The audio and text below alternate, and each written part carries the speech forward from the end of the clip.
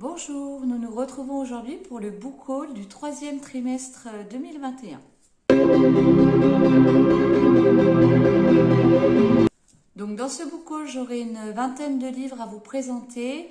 Parmi ces livres, il y en a que j'ai déjà lus et il y en a qui font partie, quelques-uns, de la rentrée littéraire de cette année.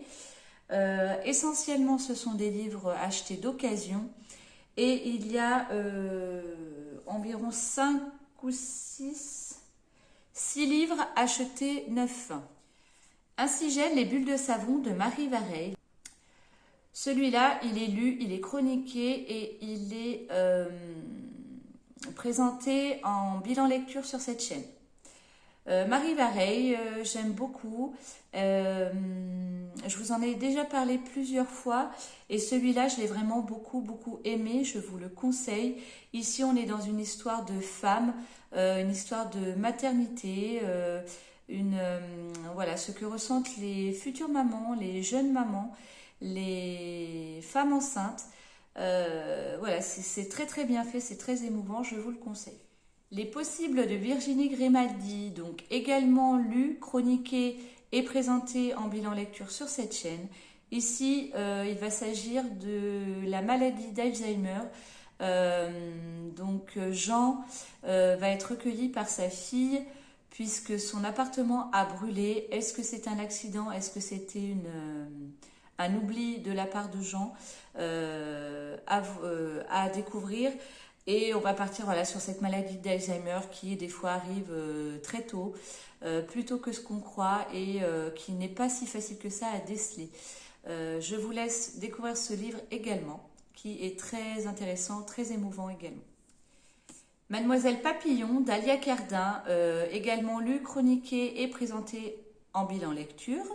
Alia Cardin, je ne connaissais pas du tout, je l'ai découverte avec ce livre, très émouvant. On va suivre deux femmes, l'histoire de Thérèse Papillon, infirmière dans les années 20, qui va ouvrir un préventorium essentiellement pour les enfants, contre la tuberculose, et on va suivre en parallèle Gabrielle, trentaine d'années, de nos jours, infirmière en néonatologie, et l'histoire de Thérèse va influencer la vie de Gabrielle dans plutôt le bon sens, et Gabrielle qui va prendre conscience et qui va relativiser beaucoup dans sa vie et dans son métier très difficile. Deux petits bouquins d'Haruki Murakami, donc L'étrange bibliothèque et Birthday Girls. C'est des nouvelles, format nouvelle, 60 ou 70 pages, ça se lit très vite. Il y a une bonne part de fantastique, donc à voir si vous aimez ou pas. Et moi, je ne suis pas très fantastique et ça ne m'a pas plus dérangé que ça. C'est des romans très courts, donc ça passe très bien. Donc, l'étrange bibliothèque, pardon. Birthday Girls, et c'est illustré. Vous voyez, il y a une illustration, une page de lecture, ça se lit très vite. Et c'était assez sympathique. Le pavillon des combattantes de Emma Donoghue aux éditions Les Presses de la Cité. Celui-là, il fait partie de la rentrée littéraire 2021. Et ici, on va suivre une infirmière en 1978 à Dublin, donc en Irlande. Et elle va s'occuper, elle va travailler dans le service réservé aux femmes enceintes touchées par la maladie. Et là, on va parler de la grippe espagnole. Donc, voilà, des femmes enceintes qui souffrent de la grippe espagnole. Apparemment, sur l'avis que j'ai vu de petites lectrices, c'est assez cru. Il y a des scènes assez détaillées sur les accouchements. Donc, également de la rentrée littéraire 2021, donc Amélie Nothomb, le dernier premier sang. Les Amélie Nothomb, je les achète neufs tous les ans. J'ai pas encore lu celui de l'année dernière, donc celui-là, il va être lu aussi. C'est des livres qui se lisent très vite, assez facilement. Donc je vais lire d'abord celui de l'année dernière que je n'ai pas lu, c'est les Aréostats. Et je lirai celui-là après, donc pas dans la foulée, mais c'est des livres très vite lus. Le dernier de la rentrée littéraire 2021, donc c'est Les Sœurs de Montmort de Jérôme Loubry.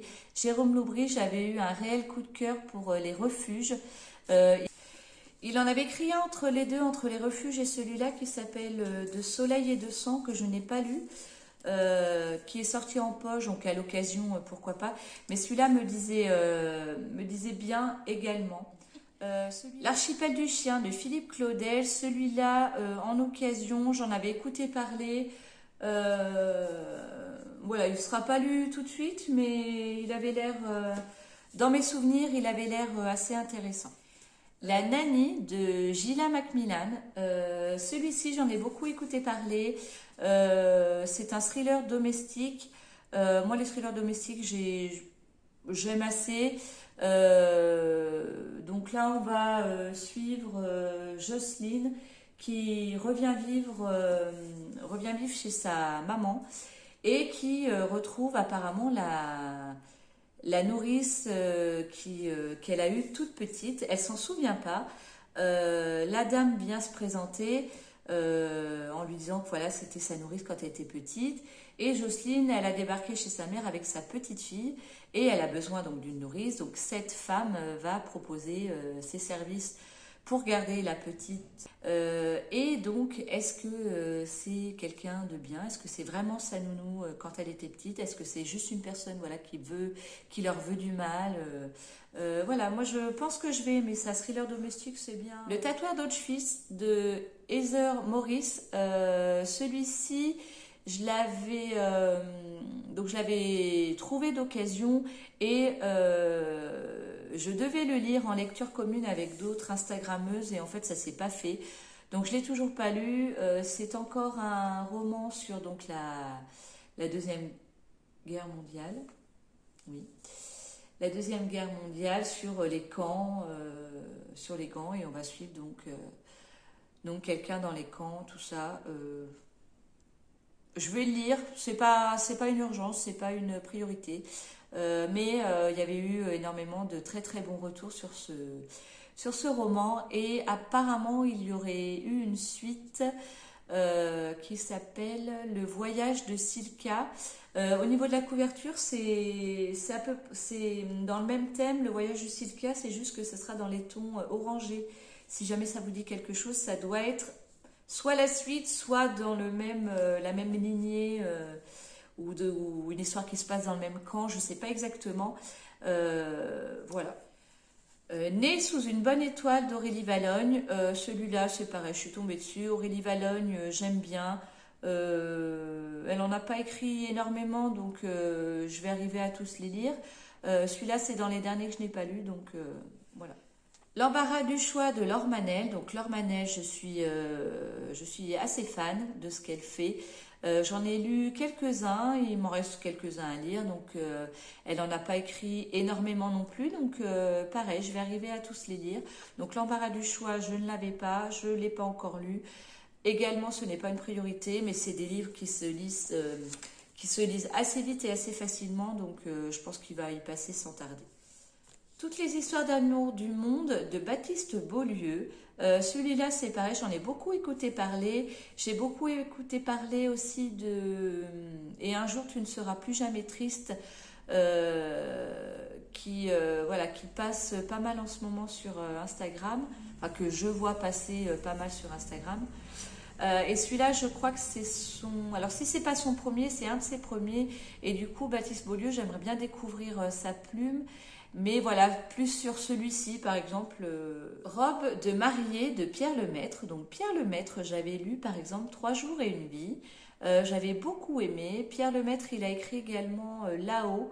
Là-haut, mais qui est un énorme pavé. Et ces petits livres-là, donc 3 jours et une vie notamment, et donc Robe de mariée, il en a écrit plusieurs, hein, il en a écrit pas mal, des petits romans comme ça, et j'avais beaucoup aimé sa plume, et l'histoire a l'air assez sympa, tout est relatif, mais dans moi, ce que je lis, ce que j'aime lire, ça colle tout à fait, c'est un thriller. Et on va parler ici de folie. Voilà, ce sera un peu de la folie entre une femme et un homme, qui est le plus fou des deux. Ouais, donc ça c'est pareil, il me fait bien envie. J'ai bien envie de le lire sans trop tarder celui-là, donc je vous en donnerai des nouvelles, je pense. Mange, prix M. Celui-là, en fait, il est assez vieux. C'est un bouquin assez vieux. Il a été édité en 2006. 2006, il y a une adaptation au cinéma avec Julia Roberts. J'ai jamais vu le film. Et, euh, et j'en écoute parler régulièrement de ce livre qui a l'air d'être quand même une sorte de classique. Et j'aimerais bien le lire. Et j'aimerais bien du coup regarder le film juste après. Euh, donc là, c'est un peu une sorte de roman initiatique sur une jeune femme qui a 30 ans, voilà, veut radicalement changer de vie. Donc voilà, elle va partir, euh, pas faire le tour du monde, mais elle va partir, elle va s'éloigner. Par exemple, elle va aller en Inde, elle va aller en Italie. Et elle va aller, je crois, dans un autre pays. Donc, mange, ça correspond, vous voyez. Alors, je ne sais pas si vous voyez, ça, c'est des pâtes. Donc, par exemple, en Italie, elle va découvrir la gastronomie italienne. Euh, Prix, vous voyez, c'est un chapelet. Prix, ça doit être en Inde. Donc, elle va découvrir le bouddhisme. Par exemple, elle va partir en Inde, découvrir le bouddhisme et la méditation et réfléchir sur sa vie, ce qu'elle a envie, tout ça. Et le M c'est des fleurs, mais je ne sais pas où elle va pour les fleurs en Inde. Ah, en Indonésie. En Indonésie, le troisième pays. Donc après, à la lecture, j'ai un peu peur de m'ennuyer. Par contre, le film me fait assez envie. En plus, Julia Roberts, j'adore cette actrice.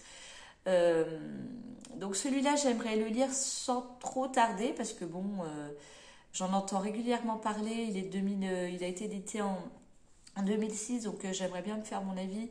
Et du coup, regarder le film. Le film doit dater pas mal, donc je ne sais pas si je vais déjà arriver à le trouver sur les différentes plateformes que j'ai. Mais pourquoi pas, ça me dit bien. Boomerang de Tatiana de René. Donc Tatiana de René, j'en ai pas lu beaucoup, je crois que j'en ai lu qu'un ou deux, mais dans la même idée que Pierre Lemaître, en fait, c'est des romans courts, c'est des romans euh, courts, pas spécialement, ils font à peu près, celui-là fait à peu près 400 pages, donc c'est pas court, mais elle en a écrit plusieurs, donc plusieurs petits romans. Il y a Le Voisin, L'appartement témoin, et ça c'est des livres pareils que j'aimerais bien lire et que je pense aimer assez facilement. Donc celui-là, Boomerang, je suis tombée dessus et apparemment, vous voyez, il y a un film qui a été adapté. Donc j'aime bien me faire, là depuis quelques temps, en fait, j'aime bien lire un livre et voir juste après, en fait, ou vraiment dans la foulée, ou voilà, mais pas attendre plusieurs mois avant de voir le film qui correspond. Donc après, voilà, le tout, c'est de trouver le film sur les plateformes, voilà, genre Netflix ou Amazon Prime, mais donc celui-là, il me dit bien aussi. Mélanie Laurent aussi fait partie de mes actrices favorites. J'aime beaucoup ce qu'elle fait. Mélanie Laurent, dernièrement, j'ai regardé là sur Amazon Prime Le Bal des Folles, donc qui avait été aussi adapté d'un roman. Le Bal de Folles, le Bal des Folles, c'est un roman de Victoria Mas. Adapté donc pour Amazon Prime par Mélanie Laurent, actrice et réalisatrice du film, et c'était génial, et en tant qu'actrice, Mélanie Laurent, j'adore.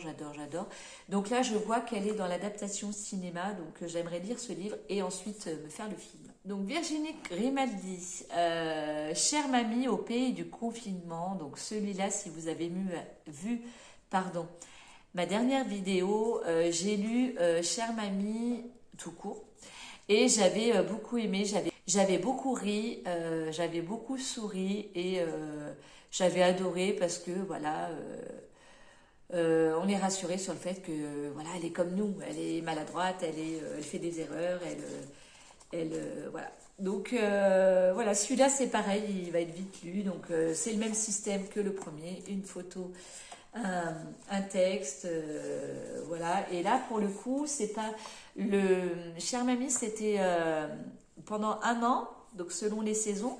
Et là, vous voyez, c'est selon le jour, confinement jour 36, confinement jour 45, voilà. Donc et de la même manière, les bénéfices sont reversés à une association.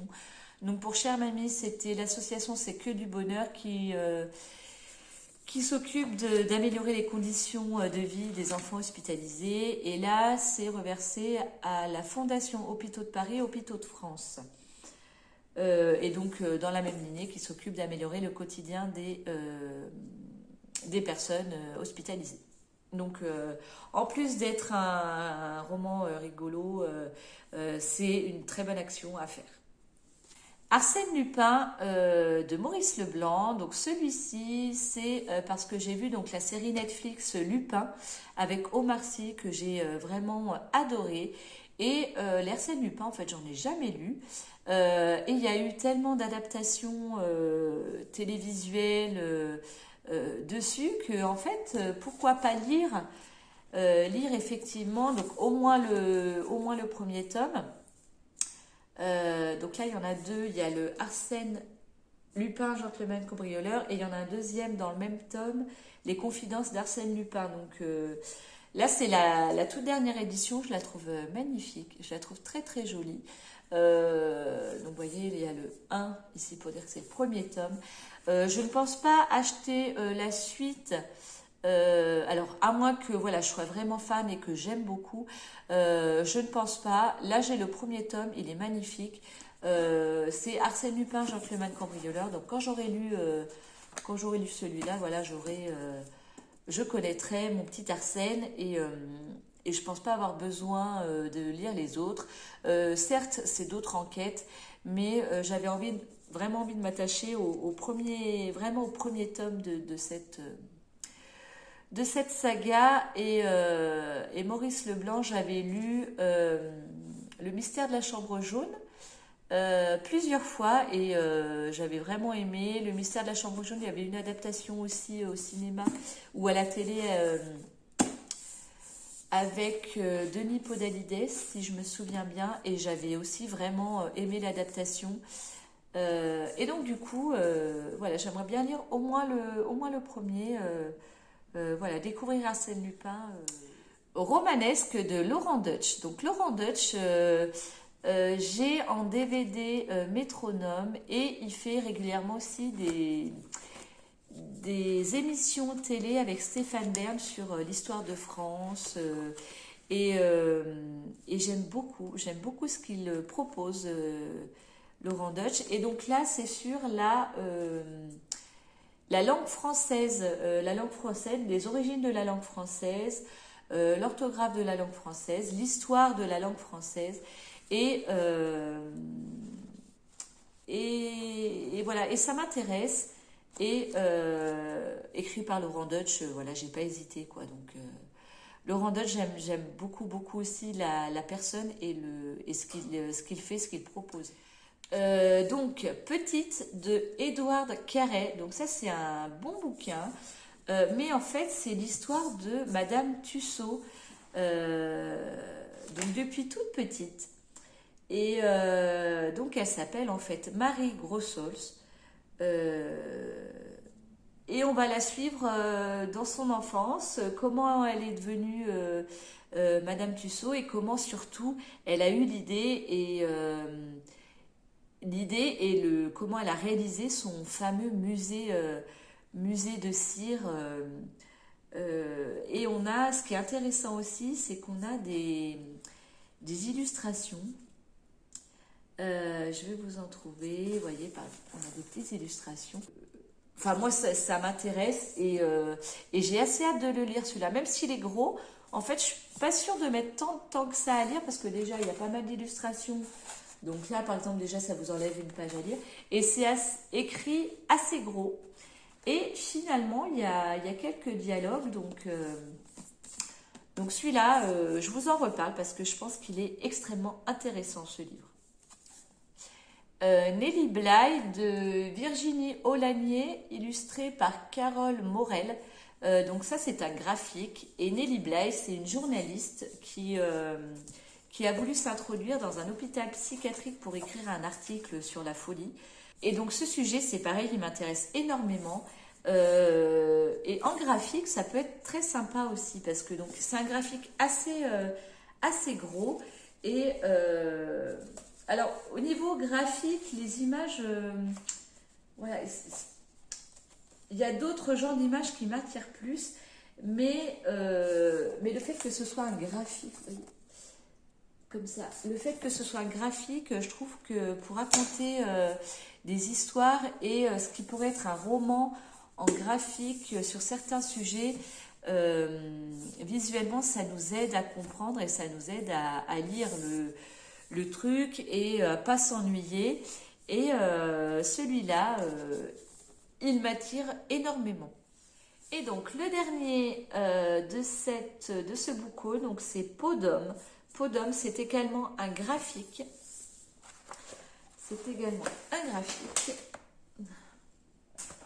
Et là, on va suivre, en fait, ça se passe en Italie. Et en fait, c'est l'histoire d'une femme qui veut sortir de chez elle, mais c'est une époque où la femme ne fait pas ce qu'elle veut. Donc, elle va trouver une peau d'homme et pour faire ce qu'elle a à faire, pour sortir, pour faire plein de choses, elle va revêtir cette peau d'homme et va être un homme et du coup, personne ne va la faire chier. Voilà, donc cette vidéo est maintenant terminée. Donc c'est un bouquin lacé donc avec une vingtaine d'ouvrages, essentiellement de l'occasion, quelques livres achetés neufs et donc encore 3 livres de la rentrée littéraire donc que je n'ai pas encore lu. N'hésitez pas à me dire dans tous les livres que je vous ai présentés si vous en avez lu, si vous avez aimé, si vous n'avez pas aimé, si vous voudriez en lire en lecture commune, pourquoi pas. Au contraire, ça peut être que très sympathique et ça peut permettre de sortir donc des livres de la palle qu'on n'aurait pas forcément sortis tout de suite. N'hésitez pas aussi à me parler des auteurs que vous aimez, vos auteurs chouchous, donc là j'ai parlé un petit peu aussi de films et d'acteurs, donc on peut aussi partir sur des sujets de discussion sur les adaptations films et séries, pourquoi pas, ça peut être très intéressant de discuter là-dessus. J'espère que cette vidéo vous a plu, n'hésitez pas à laisser des petits commentaires pour qu'on discute de tout ça. Je vous souhaite à tous et à toutes de très bonnes lectures et je vous dis à bientôt.